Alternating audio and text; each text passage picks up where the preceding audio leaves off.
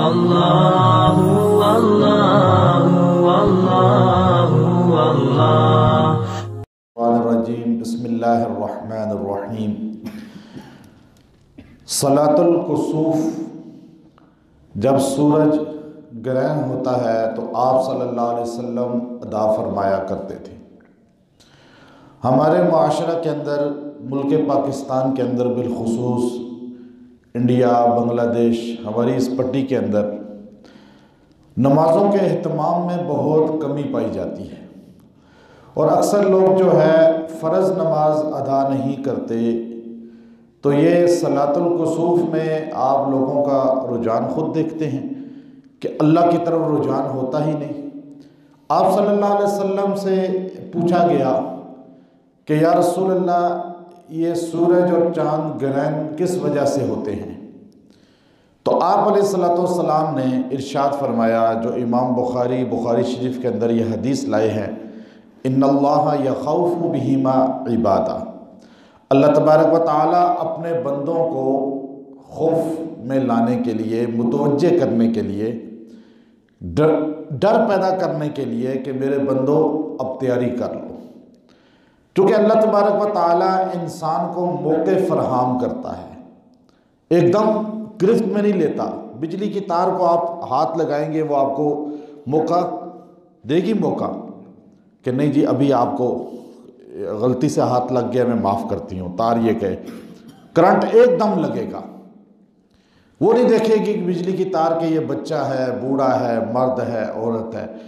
انگارے کو آپ جیسے ہی ہاتھ لگائیں گے، آگ کو جیسے ہی آپ چھیڑیں گے، تو یہ چیزیں موقع نہیں دیتی۔ لیکن اللہ تبارک و تعالیٰ اپنے بندوں کو بار بار تذکیر، یاد دہانی اور موقع عطا فرماتے ہیں تاکہ انسان اللہ کے قریب آ جائے، توبہ کرنے والا بن جائے۔ حضور علیہ السلام کے زمانہ میں جب آپ کے لخت جگر سیدنا ابراہیم کا انتقال ہوا 17-18 سال کی ماہ کی عمر میں، تو آپ کے انتقال والے دن ایک دم سورج گرہن ہو گیا، تو آپ علیہ السلام فوراً مسجد میں تشریف لائے۔ بخاری شریف کے اندر حدیث ہے، ابو موسیٰ اشعری فرماتے ہیں رضی اللہ عنہ کہ آپ نے لمبی نماز پڑھی، قرات لمبی، رکوع لمبا، سجدہ لمبا، اور ایسے آپ قعدہ میں، ایسے آپ سجدہ میں، ایسے آپ جو ہے دیگر ارکان ادا کر رہے ہیں جیسے قیام ادا ہو رہا ہے، لمبا لمبا۔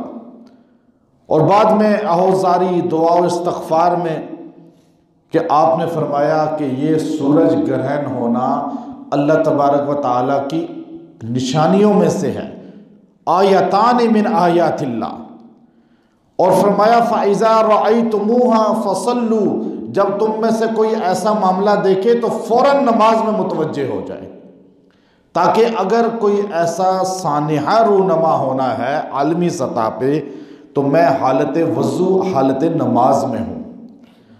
گویا کہ اللہ تبارک و تعالی ہمیں پھر بھی موقع دے رہے ہیں، گناہگار آدمی بھی آ جائے مسجد میں، خطا کار ہم سب گناہگار ہیں، ہم سب خطا کار ہیں، لیکن کل بنی آدم خطاء وغیر الخطائین التوابون، بنی آدم، ہر بنی آدم کا بندہ، ایک ایک مرد عورت گناہگار ہیں۔ اللہ فرماتے ہیں تم سارے گناہگار ہو، لیکن بہترین وہ ہے تم میں سے جو توبہ کرنے والا ہو۔ جب مسجد میں آپ آ گئے، آپ بیٹھے ہوئے ہیں مسجد میں، آپ مسجد میں آ کر خالی خاموشی سے بیٹھ بھی جائیں تو اللہ کی پناہ میں آ گئے۔ بازار اللہ کی پناہ گاہیں نہیں ہیں، آپ اپنے گھر میں بیٹھے ہوئے ہیں وہ اللہ کی پناہ گاہیں نہیں ہیں، آپ جو ہے کہیں بھی سیف بنکر میں جا کے بیٹھ جائیں وہاں آپ محفوظ نہیں ہیں۔ یہ مساجد محفوظ جگہ ہیں، اسی لیے ہمارے نبی صلی اللہ علیہ وسلم نے جب سورج گرہن ہوتے ہوئے دیکھا اور آپ کے زمانے میں گرہن ہوا تو آپ صرف مسجد کی طرف آئے اور سب کو مسجد میں بلایا، چونکہ مساجد امن والی جگہ ہیں، اللہ تعالیٰ یہاں آئے ہوئے کو امن دے دیتے ہیں۔ ہم کہتے ہیں بھائی تم ہمارے گھر آ گئے ہو، اب ہم تمہیں کچھ نہیں کہتے، چاہے بڑے سے بڑا دشمن ہی ہمارے گھر آ جائے تو ہم اس کی تھوڑی سی لاج رکھ لیتے ہیں۔ اللہ تبارک و تعالیٰ اپنے گناہگار، خطاکار، بدکار، آوارہ جو ہے انسان کو دیکھ کر جب وہ اللہ کے گھر آ جاتا ہے تو اللہ سارے گناہ اس کے پس پش ڈلوا دیتے ہیں۔ کہتے ہیں اب تو میرے گھر آ گیا، چاہے سورج گرہن کی وجہ سے آیا، چاہے زلزلے کی وجہ سے آیا، چاہے آندھی و طوفان کی وجہ سے آیا، چاہے سیلاب کی وجہ سے آیا، لیکن آیا اللہ کے گھر میں تو اللہ تبارک و تعالیٰ اس آدمی کو پچھلے گناہوں سے پاک کر دیتے ہیں۔ یہ صلاۃ الکسوف ہمیں اللہ نے عطا کی ہے۔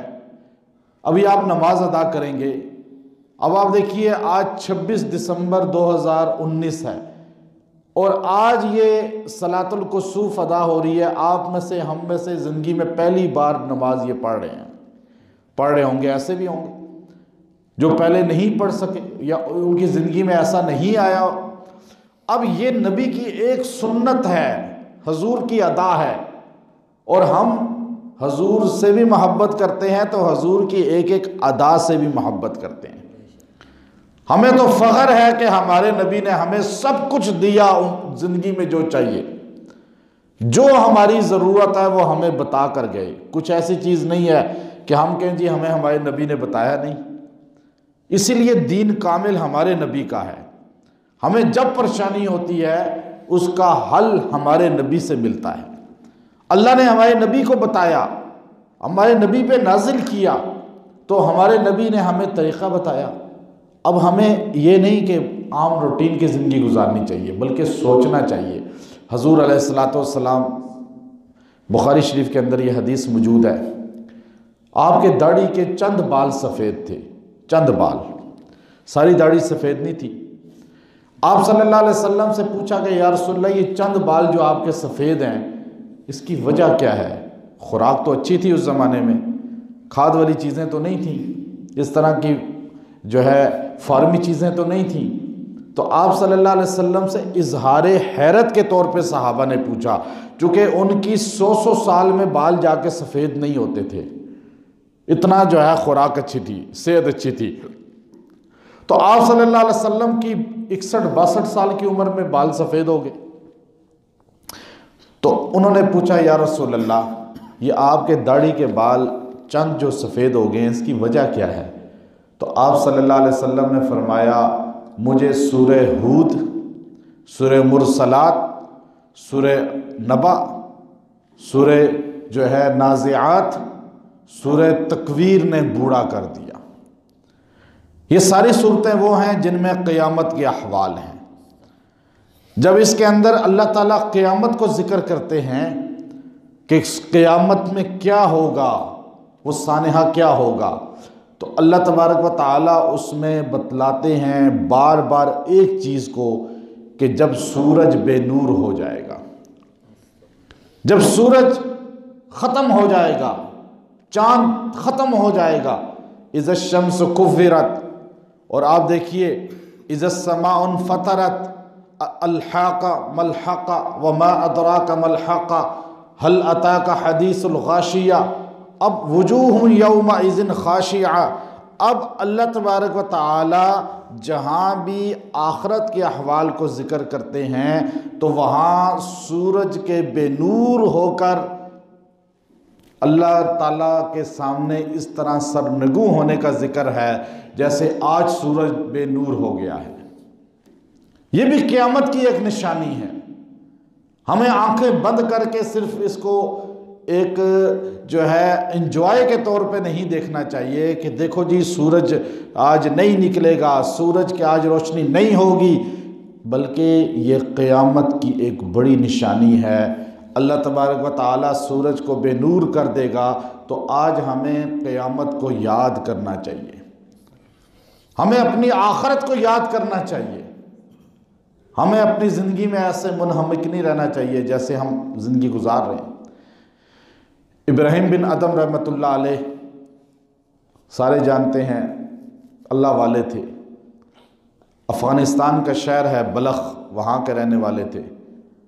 اس کے مفتی صاحب، وہاں کے جو بڑے مفتی صاحب ہیں، جمعے کو جو آئے تھے ازبک، ان کے ساتھ وہ بھی تشریف لائے تھے بلخ کے۔ اس کے بعد بھی آئے 2 بار۔ تو اس شہر کی نسبت بڑے اللہ والوں کے ساتھ ہے، بلخ۔ تو بلخ کے بادشاہ تھے۔ تو آپ جب ایک دن اپنی خوابگاہ میں گئے، عالی شان بیڈ تھا، عالی شان مسحری تھی، سارا تخت بنا ہوا تھا۔ تو آپ نے دیکھا کہ آپ کی نوکرانی، خادمہ، ملازمہ آپ کے بستر پہ سوئی ہوئی ہے۔ وہ بیچاری کہیں تھکی، کام کر کر کے گھر پورے کے، تو وہیں پہ بیٹھی ہوگی تو وہیں سو گئی تھکاوٹ کی وجہ سے۔ اب آپ نے جب دیکھا کہ یہ میری ملازمہ، ہمارے محل کی نوکرانی، اور یہ بادشاہ کے بستر پہ سوئی ہوئی ہے، تو آپ نے جاتے ہی غصے میں اس کو تھپڑ مار دیے، 1-2 تھپڑ زور زور سے مارے۔ وہ ہڑبڑا کے اٹھی۔ اب نیند میں بندہ اٹھتا ہے تو اٹھ کے اس کی کیفیت عجیب ہوتی ہے، اسے سمجھ نہیں آتا کہ کیا ہو رہا ہے، اور آدھی نیند میں جو بندہ اٹھے، لیکن وہ آدھی نیند میں اٹھی، تھکاوٹ والی نیند میں، لیکن اٹھتے ہی اس نے جب دیکھا بادشاہ نے تھپڑ مارا ہے، ایک اور مار دیا، تو اس نے زور زور سے ہنسنا شروع کر دیا۔ ابراہیم بن ادھم رحمۃ اللہ علیہ اس وقت ولایت کی طرف نہیں آئے تھے، آپ اور غصے میں آ گئے، ایک اور تھپڑ مارا، اس نے پھر ہنسنا شروع کر دیا۔ تو آپ نے کہا پاگل، تو ہے ہی پاگل، لگتی ایسی ہے۔ اس نے کہا پاگل نہیں ہو، بلکہ اللہ نے کچھ سمجھ دے دی ہے۔ کہا سمجھ کیا اللہ نے دی ہے تجھے؟ کہا میں سوچ رہی تھی، اس بات پہ ہنسی ہوں کہ میں اس نرم بستر پہ صرف 10 منٹ لیٹی ہوں تو مجھے 2 تھپڑ دنیا میں مل گئے، اور جو اس بستر پہ رات دن آرام کرتا ہے اس کو کتنے تھپڑ آخرت میں لگیں گے، کتنی پکڑ میں آئے گا، وہ حساب دے گا اس کا۔ تو ابراہیم بن ادھم ایک دم اللہ نے ان کو سمجھ عطا فرما دی، ان کی اندر دل تبدیل ہو گیا۔ جو دل تبدیل ہوتا ہے وہ ایک جملے سے ہی ہو جاتا ہے، نہیں تبدیل ہوتا تو ساری زندگی کی تقریریں سن کے بھی نہیں ہوگا، قرآن پاک کے ترجمے پڑھ لیے، نہیں دل تبدیل ہوا۔ لیکن تبدیل ہونا ہے۔ اب دیکھیں ایک جملہ، وہ سلیم تھا شہزادہ، نام سنا ہوا ہے نا آپ نے، شہزادہ سلیم مغلوں کا۔ اب وہ اپنی نوکرانی پہ عاشق ہو گیا۔ انہوں نے کہا کہ نوکرانی پہ عاشق کیسے ہو گیا؟ کہتے ہیں جی ایک جملے کی وجہ سے۔ کہا اتنا بڑا بادشاہ کا بیٹا، مغل بادشاہ کا۔ کہا جی وہ یہ شہزادہ سلیم جو تھا وہ کبوتر باز تھا، کبوتروں سے بڑا کھیلتا تھا۔ تو اس نے 2 کبوتر یوں پکڑے ہوئے تھے، تو بادشاہ نے آواز دی جب اس کو، علی جا نے، تو ایک دم اس کو خوف کی وجہ سے کہ بادشاہ سلامت، والد نے بلایا، کبوتر اپنی نوکرانی کو یوں پکڑائے، کہا یہ پکڑو اور میرے آنے تک یہیں کھڑی رہو۔ چلا گیا، واپس آیا تو ایک کبوتر اس کے ہاتھ میں تھا، دوسرا نہیں تھا۔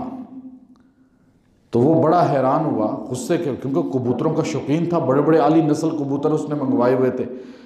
اس نے غصے کے عالم میں اپنی ملازمہ سے کہا کہ کبوتر کدھر گیا؟ کہا جی علی جا وہ تو اڑ گیا۔ کہا اڑ کیسے گیا؟ اس نے کہا یوں کہا، اور وہ کبوتر بھی چھوڑ دیا، وہ کبوتر بھی ہاتھ سے۔ اب یوں کہنے پہ شہزادہ سلیم اس پہ اتنا عاشق ہو گیا کہ آخر اس کے لیے اپنا تخت بھی چھوڑ دیا، ایک جملے پہ۔ تو کایاں پلٹنی ہوتی ہے تو ایک جملے سے پلٹ جاتی ہے۔ انسان اللہ کی طرف متوجہ ہوتا ہے تو ایک جملے سے ہو جاتا ہے۔ جس نے نہیں ہونا تو وہ تقاریر پہ تقاریر سنے گا۔ تو اس لیے اللہ تبارک و تعالی ہمیں ان لوگوں میں شامل کر دیں جو آج کے دن اللہ سے اپنا تعلق مضبوط کر لیں۔ یہ ہے صلاۃ الکسوف۔ تو انشاءاللہ ابھی نماز کسوف کو ادا کرتے ہیں، اور اس میں قرات ہوتی ہے، رکوع سجدے، یہ سب چیزیں لمبی ہوتی ہیں۔ آپ صلی اللہ علیہ وسلم کا یہی طریقہ تھا۔ اب اکیلے بھی نماز یہ پڑھی جا سکتی ہے، اکیلے بندے اکیلا کوئی پڑھے، گھر میں پڑھے، مسجد میں پڑھے، عورت پڑھے، 2 رکعت پڑھے، 4 رکعت بھی پڑھ سکتے ہیں۔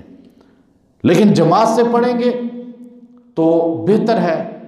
امام ابو یوسف اور امام ظفر رحمہ اللہ کے نزدیک 2 رکعت جماعت سے افضل ہے۔ اب قرات اس میں کریں یا اونچی آواز سے یا آہستہ آواز سے کریں، دونوں اس میں جائز ہے۔ کہ بعض فقہا نے کہا کہ دن کی نمازوں میں جیسے ظہر عصر میں قرات نہیں ہوتی اونچی، اس میں بھی قرات اونچی نہ کی جائے۔ لیکن صاحبین نے فرمایا، امام ابو یوسف رحمۃ اللہ علیہ نے اور دوسرے جو امام ظفر ہے انہوں نے، کہ اس میں قرات اونچی کی جائے، اسی پر فتویٰ ہے، تاکہ جو نمازی ہیں وہ ادھر متوجہ ہوں۔ اب خاموش کھڑے رہیں گے تو کسی کی توجہ بھی نہیں ہوگی، تو اس لیے قرات اونچی آواز سے کی جائے۔ اب اس میں پڑھا کیا جائے؟ آپ صلی اللہ علیہ وسلم لمبی لمبی صورتیں پڑھتے تھے، سورہ جو ہے قصص، سورہ شعراء، اس میں پڑھتے تھے، لمبی صورت ہے وہ، جس میں احوال آخرت ہیں زیادہ۔ تو اب اس میں کوشش کریں کہ سورج جب تک گرہن رہتا ہے تلاوت میں، ذکر میں مشغول رہیں، قرات لمبی کریں، رکوع لمبا کریں، سجدہ لمبا کریں، بعد میں دعا استغفار کریں۔ اللہ تبارک و تعالی انسان کو اس کی نیت پر، اس کی کوشش پر اس پریشانی سے نجات دے گا۔ وآخر دعوانا ان الحمدللہ۔